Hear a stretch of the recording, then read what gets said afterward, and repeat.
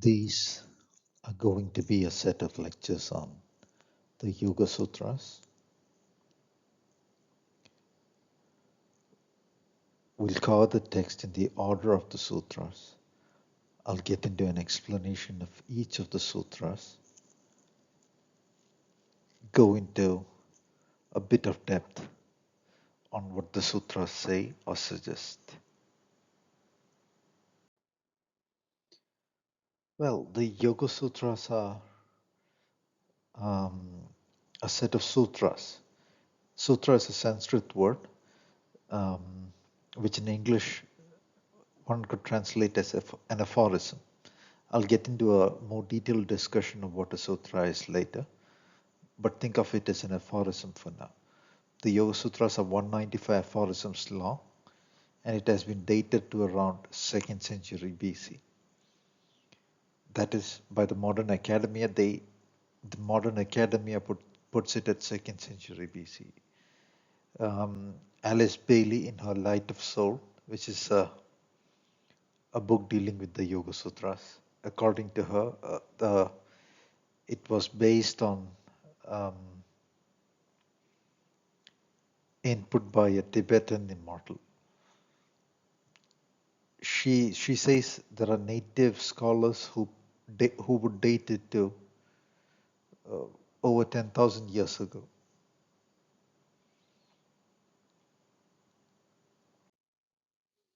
Okay, a sutra is a short, terse aphorism. Um, Now, to understand what the word aphorism here suggests, you have to go beyond the Western idea of an aphorism. The uh, ancient bodies of texts often put their knowledge in the form of very terse statements. And these terse statements are called sutras. The word sutra on the surface sense means a string that binds together something. In some colloquial languages, colloquial usage in Indian languages, the word sutra can suggest a technique, ideas of the sort. But when you look at these ancient texts, we find there are different types of sutra style texts. For instance, the Yoga Sutras seem to be a set of hints attempting to describe what the author's idea of yoga is, or the description of a view, a system of yoga, one might say. A view, because there are different views to what yoga is. Um,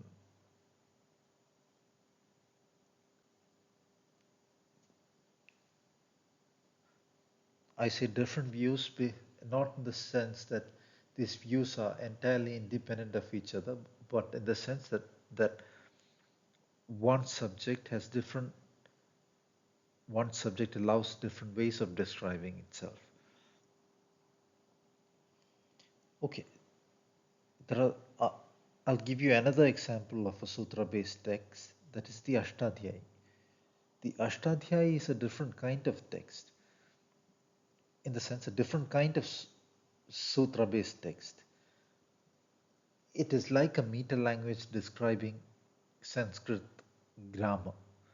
And all these features of modern descriptive grammars like Bacchus nor form, and all those things appear in that um,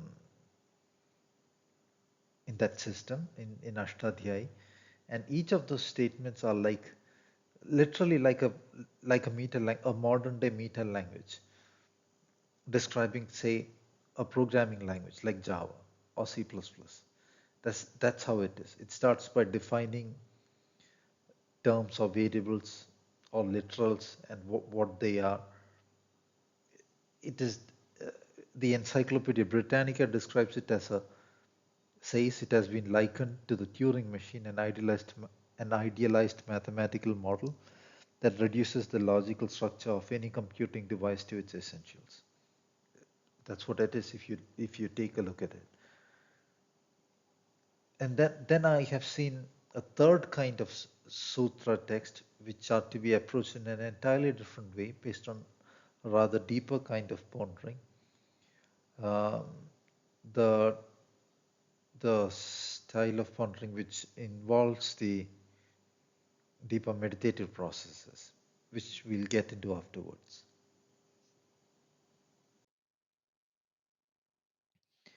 These particular set of sutras that form the Yogasutras, what I find is in the form of hints or pointers um, to the idea of what yoga is, or to ideas within that system of yoga.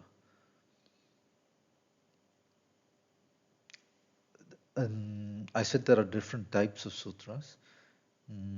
There are found different types of sutras. I'm not speaking of an official classification or a traditional classification or a classification the academia says exists, but what I'm saying is what I have seen. So I pointed out there are sutras which are meant to be deeply pondered. Second, there are sutras that are like the Ashtadhyayi, which is virtually programmatic code, a descriptive programming language, a descriptive language with programmatic precision, with mathematical precision. The third kind are hints. This is nothing mathematically precise, nor is it meant to be hiding something that would unveil itself upon deep pondering, the very sound itself or something of the sorts.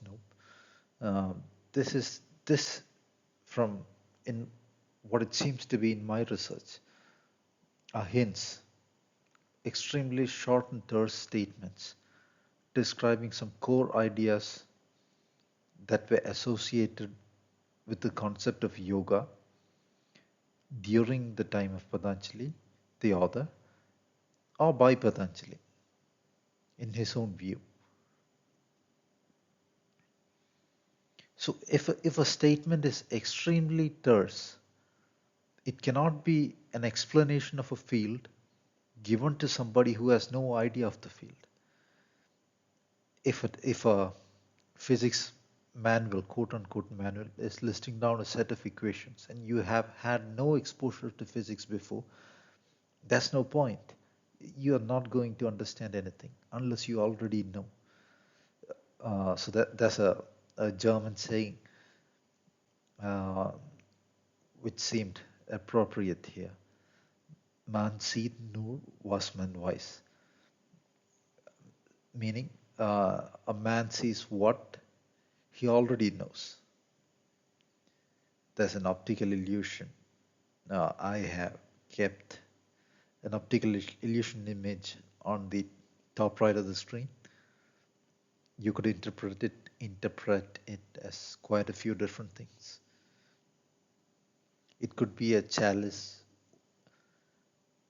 with wine subliming inside it. It could be two faces. It could be birds. It could be a pillar. So, and a feature of the Sanskrit language is each word can give forth a few dozen different meanings. And when you break the word down to its constituents, down to its parts, and even down to its alphabets, the the possibilities of meaning kind of unfold exponentially. Um, so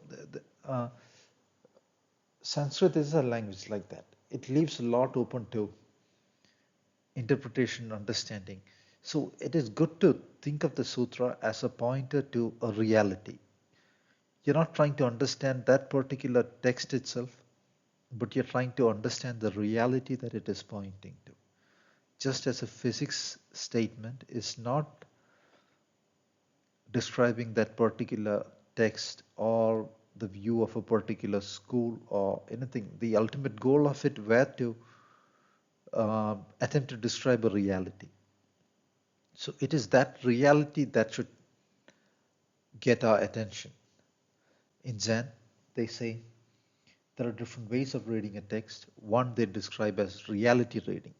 Through the symbols of the text, one is approaching an understanding of reality. It is only a window to what objectively exists, to the mechanisms of the reality the awareness is dealing with.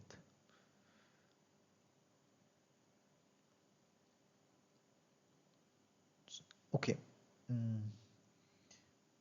Another thing to note here is that even the ancients had done a lot of commentaries on the Yoga Sutras. If it were so easy for them to understand this particular series of aphorisms, they wouldn't need these extensive commentaries. So the ancients had to lean on commentaries to make sense out of what this text might be saying. Even for them, right? We, we could, as of now, assume those knowledge systems are lost, just as if you were reading a physics text of today, a few thousand years before or after from now, just the knowledge of English will not help you understand what the text says. You would have to have an idea of what the body of knowledge that existed in this world now was.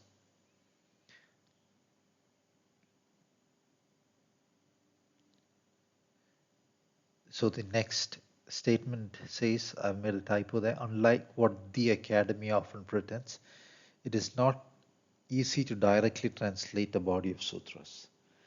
Um, Often they go make a aphorism by aphorism translation. This is what it means, never pausing to admit it might be vague for the um, academic himself or herself, with a lot of pretension, um, making out statements saying this is what this statement means, this is what the next statement means. I just said not even the great ancient scholars could approach it that way. Of course, in serious circles, they admit it is not easy to make any sense out of a lot of these sutras. I'm not speaking of Yoga Sutras in specific. Different texts, different ancient texts which are in the form of sutras. An example I'll get into the next slide is the BIJAGANITA of Bhaskaracharya, because they have claimed they've translated it while it is no translation at all. It's an interesting example that we'll get into in the next slide. Okay, here I go into the example of the BIJAGANITA to describe how complex a sutra can be, or a set of sutras can be, that it defies translation unless you already know what the ancients knew. So the first statement of the BIJAGANITA is, BIJAGANITA literally means, Bija means seed, Ganita means mathematics. BIJAGANITA means the mathematics of the world seed. The modern day scholars tend to translate it as some trivial text on algebra. I'll tell you why the translation is wrong. I won't go into the details, but I'll just tell you why it is obviously wrong. The first statement says, I'll read the Sanskrit.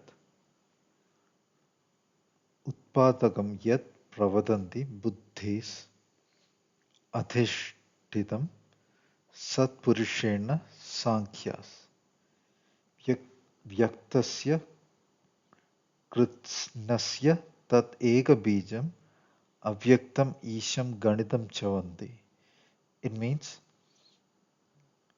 I'll translate, I'll read my translation, that which produces based on the intelligence plane by the seventh person is mathematics. That makes very little sense to people today. The intelligence plane did not refer to the brain, but a plane of processing in the universe system itself. The human is the processor. The seven chakras, or the chakra 0 points, are described, 7 0-point sets is described as the seventh person. This is evidenced by that the second chapter of Bijaganita is titled Zeros are of 6 types. Shunyam Shashvidam. These are n-dimensional zeros. And this is processing a world DNA. And this DNA processing is layered. The sun is an entity processing the 6-dimensional layer of the world DNA. And that appears as this solar chakra, this forehead chakra, in the individualized DNA filter. In the individual view of the sun and the individual view of the inner sixth chakra, the same system is being dealt with by the awareness. The next statement says, from there down, Earth is 5-dimensional and the human is the set of human awarenesses are doing the 4-dimensional processing of this code. So the DNA code has this 4D aspect. The next statement says, the DNA code as we see here. The next statement says, the whole appeared worlds, Ega Bijam, one DNA. The unappeared God and the mathematics I offer my obeisance to. That's a very profound statement, obviously. And the sense of it being, of it referring to a layered system of processing is supported by the fact that the second chapter goes on to say there are 6 types of zeros. And that is what the text is talking about in a very systematic way. The way of understanding this reality, which is mathematical, in a direct way. So in 3 statements down from this particular opening statement, there is a statement which has been translated by the modern academia as, what is 4 minus 3? That statement does not say what is 4, does not ask anybody to describe what is 4 minus 3. It says nothing of this sort. It is a very complex statement formed of two lines, and I'll just describe the first line. It says Rupa Trayam, Rupa Chatushtayam, Cha Shayam, Dhanam, Va Sahidam, Vad Ashu. It says the three form, the 4 form. In Shayam means destruction. Dhanam here means formation. In destruction and formation, and together describe. This has to be understood directly by the adept. I translate it here as the formation, destruction of the 4 and the 3 understand. That is the emergence of the 4 dimensions, the emergence of the 3-dimensional world from the 4-dimensional, the structuring of the 4-dimensional world from the set of 3 bifurcated dimensions, because it is 4-dimensional, bifurcates into 4 3-dimensional spaces, and it constructs the 4-dimensional world in its togetherness. The way that happens, Bhaskaracharya is asking the reader to understand by his own faculties. And once that is understood, he's asking the adept to describe it.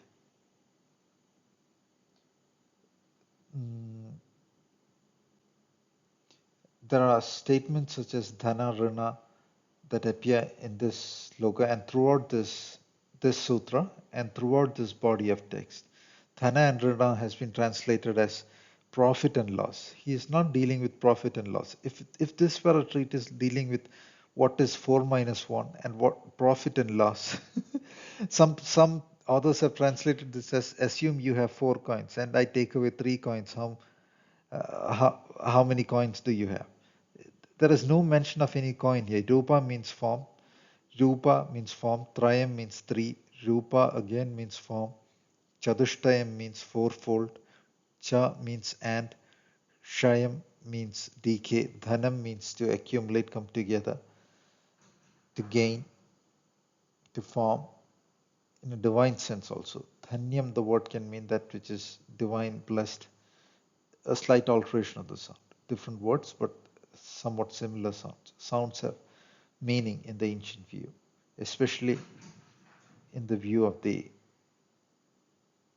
uh, the especially in the view of the ancient civilization from which this emerges. Dhanam means what I just said, accumulating or forming. Va, Sahidam means together.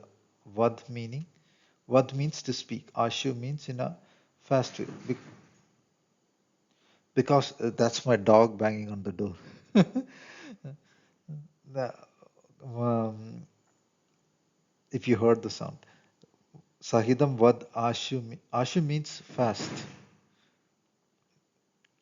To speak fast because, or to express it fast because what one understands or what is thoroughly scanned by the awareness, one can express it in a fast way. So that degree of familiarity needs to be gained before going on to the next stage of study of that text. All right, that's it for this slide. Before I end this series of slides, the first talk in this series, I thought I would put out an overall idea of what this statement means in the Bijaganita. It says, Swaranam Shayam Swamcha Pratak Prataktve Dhanarnayos Sankalanam Avaishi. In a sense, from what I understand, this is referring to the idea of observing in own form and in transformations of own form. The way these dimensional breaking downs and formations occur, it is asking the reader to observe it, avaishi.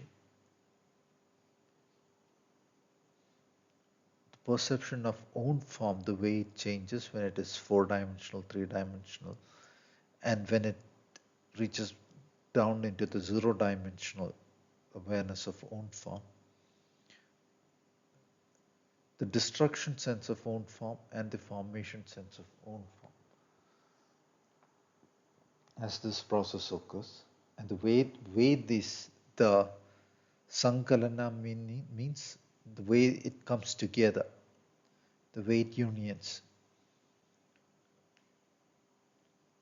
An n-dimensional space breaks down into n different spaces that are n-1 dimensional.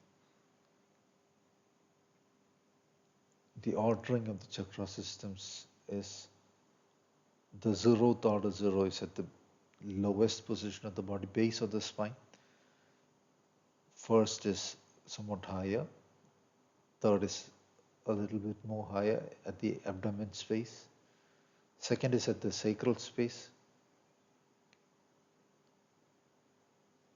The first would be at the tip of the spine, lower base tip of the spine. 0 is 0 below that. First there, second is the sacral space, third is the navel space, fourth is the heart chakra space, fifth is the throat space, sixth is the head, solar chakra, head space, head chakra, and the seventh is above the head, slightly above the head.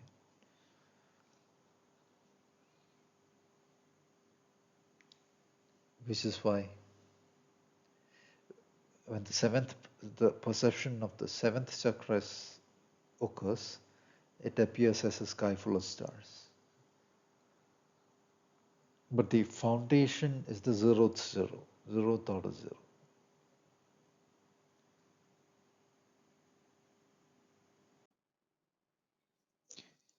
I'll add in this slide that, add to what I said in the previous slide, that the nth dimensional space breaks down into n minus 1 dimensional spaces. In fact, each of those spaces has a conjugate space. So there are 2n spaces in that sense that it breaks down to, each of them n minus 1 dimensional. If you think of the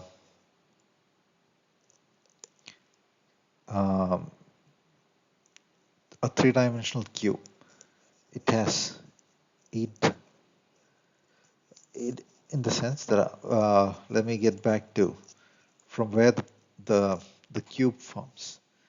This is not in relation to the Yogasutras, but I just, because I touched on the topic, I thought I would leave it a little bit more complete.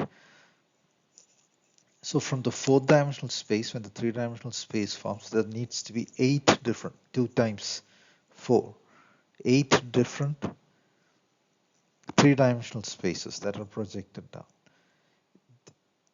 The way it structures, or the way this projection collapses into three-dimensional structuring is the 8 quadrants of a cube. And these 8 quadrants of a cube are different from the projected collapsed three-dimensional, the projected four space collapsed into the three-dimensional structure 8 quadrant compound structure, which are synthesized out of these 8 different cubes, which is analogous to the 8 quadrants of the brain. There is a CIA document by the name the Gateway Project. In their studies, they showed these 8 different quadrants of the brain. Like what they say in that is, it is possible for the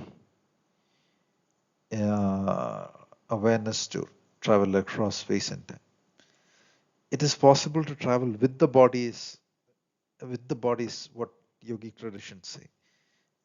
It is possible to travel with the awareness in a different kind of body. All those things are, and with the body, that with this body itself, all those ideas are spoken of in yogic writing. And the 8 cubes that are formed out of this decomposition of 4 space process are different from the synthetic cube in the sense that those cubes do not allow that further breakdown. At the center of a cube is the zero space. The zero space strings together all these dimensions. So it is possible for the awareness to transcend through the zero space of a cube into the 4 space view, which is intimately related to the heart chakra space view. So the study of mathematics is the study of the universe itself, which is the space of awareness. To say inner and outside is an interpretation of what aspect of the DNA code is getting scanned. There is a projected axis, this world scanning, this axis passing through the zeros.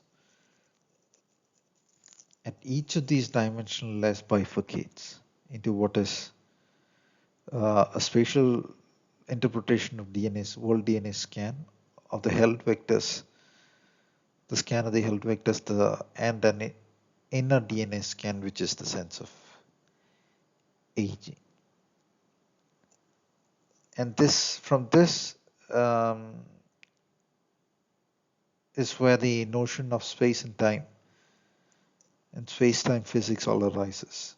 And there is the n-dimensional geometry associated with it, leading to other patterns of physics, of higher leading to higher physics, and also the way the awareness holds this endimensional structure is related to the spookiness that appears in quantum physics, uh, which brings all these ideas together and therefore can describe the whole of physics and mathematics. This is what is underlying mathematics. This is from where mathematics and physics arises. So all those mysteries that Western academia has been dealing with for forever and probably will never solve. I have been able to easily understand approaching it from a different view, leveraging what is the prowess of own awareness, the prowess of my own awareness. That's the approach to understanding things. That's the ancient approach to understanding things, and that is the authentic approach to understanding things. That where the approach of certain extremely advanced ancient civilizations now lost to time. There are probably different timelines. We are seeing some advanced technological aspects to what they say are primitive civilizations. Like we cannot easily build something like the Great Pyramid even today. It cannot have been built before the wheel or any form of advanced mathematics existed. We cannot imitate the elegance of Greek art, the aesthetics of the Greeks. We cannot imitate even the aesthetics of the Taj Mahal. So the history they teach us might not be the accurate history. And again, the Ashtadhyayi, it is not possible for somebody who hardly knows anything, who just entered a state of, uh, who emerged from some kind of hunter-gatherer state to write the world's most advanced treatise on a human language. To this day, it has not been superseded, and we cannot supersede it even now. We cannot hope to study it fully in a lifetime usually. So one thing to remember is there are different dimensions. There are higher and lower worlds. That is the structure of physical reality. So one goal of yoga is to evolve across these dimensions, to become a super being in that sense. It is not dealing with some kind of ease, or the effects of it involve in a physical transformation in the physics and the ability of the awareness to deal with physics in that sense, deal with the world sense, deal with the world, deal with the physics. Both of these are the same. And it is the awareness that projects and absorbs perception. As we see, absorption it is a mathematical operation, projection and rejection of a particle, what appears as a layer of scan and a particle phenomenon. That is why we see a particle exists when we observe in quantum physics. Um, I will not get into these ideas, but it is good to have an overall idea of what I just said, a world DNA, the expanded vectors of which is the perception of own body. DNA is felt, DNA is understood to be code. It is described as codons. These are phrases used in describing the DNA code. And the expanded out DNA is the brain. The brain is what perceives everything. In other words, it is your perception of your own brain alone that you feel. So it is the DNA scanned vectors alone that exist. And of course, there are different individual awarenesses doing this scan, existing across n layers. And that is the system that we exist in. Yoga is, in the Patanjali sense, is about, in one sense, gaining prowess over the system by understanding it. Second sense, being able to free oneself from this DNA scan matrix, so to speak, in in that sense too. Okay, I'll see you in the I'll see you in the next lecture.